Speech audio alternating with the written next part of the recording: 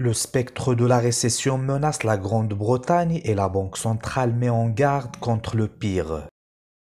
Les Britanniques mettent la main sur le cœur en regardant les notices rouges émises par la Banque centrale avertissant la possibilité que l'inflation atteigne 15% et que le pays entre en récession, parallèlement à une hausse sans précédent des prix de l'énergie dans le pays.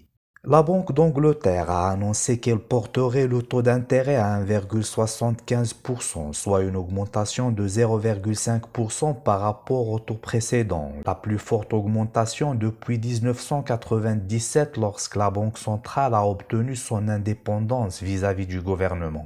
La Banque centrale a présenté les chiffres choquants sur le niveau d'inflation dans le pays puisqu'il s'attendait à ce qu'il atteignait 13,3% d'ici octobre prochain et 15% au début de l'année prochaine et qu'il se maintienne à ce niveau élevé tout au long de l'année 2023 avant de baisser à 2% d'ici 2025. Tout cela se produit alors que plusieurs centres économiques s'attendent à ce que le pays entre en récession de la fin de cette année à la fin 2023. La Banque centrale justifie sa décision d'augmenter le taux d'intérêt par la volonté de contrôler le taux d'inflation et met en cause la guerre russe en Ukraine qui a entraîné une hausse de prix jamais vue dans le pays depuis 40 ans et entraîné une baisse du niveau de vie de 5%, le taux le plus élevé depuis 70 ans. La Banque centrale précise dans un document de recherche que la principale cause de l'inflation est la facture énergétique élevée qui devrait atteindre l'équivalent de 5 000 $ par an pour chaque individu, le chiffre le plus élevé jamais enregistré dans l'histoire du pays. La Banque centrale affirme que la guerre en Ukraine a entraîné une hausse des prix du gaz. En fait, depuis mai dernier, les prix du gaz ont doublé et la Banque centrale britannique s'attend à ce que cela fasse monter le taux d'inflation à plus de 13%. La deuxième raison du point de vue de l'institution financière britannique est le prix élevé du bien et produit en provenance de l'étranger.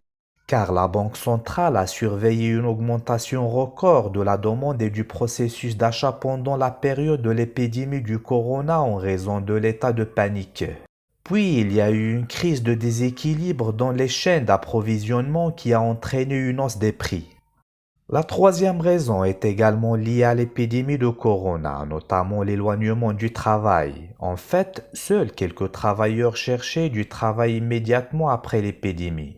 Car l'aide gouvernementale était généreuse en une manière qui a obligé les travailleurs à s'absenter du travail pendant un certain temps. Et à leur retour, les travailleurs sont devenus exigeants des salaires élevés et les propriétaires des entreprises n'ont fait qu'augmenter les salaires des travailleurs, ce qui a entraîné une augmentation des coûts de production et donc des prix.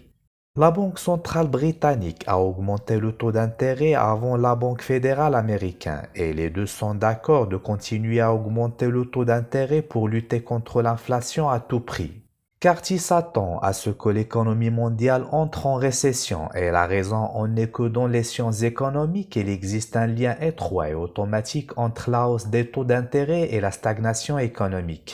C'est ce qui s'est passé aux États-Unis dans les années 80 lorsque la Federal Reserve Bank a décidé de relever les taux d'intérêt sans s'arrêter jusqu'à ce qu'il baisse le taux d'inflation qui a plongé le pays dans une récession qui a duré 2 ans. Compte tenu des chiffres atteints par les économies britanniques et américaines au cours des deuxième et troisième semestres de cette année, on peut dire avec confiance que nous sommes déjà entrés dans une récession qui apparaîtra dans les mois à venir.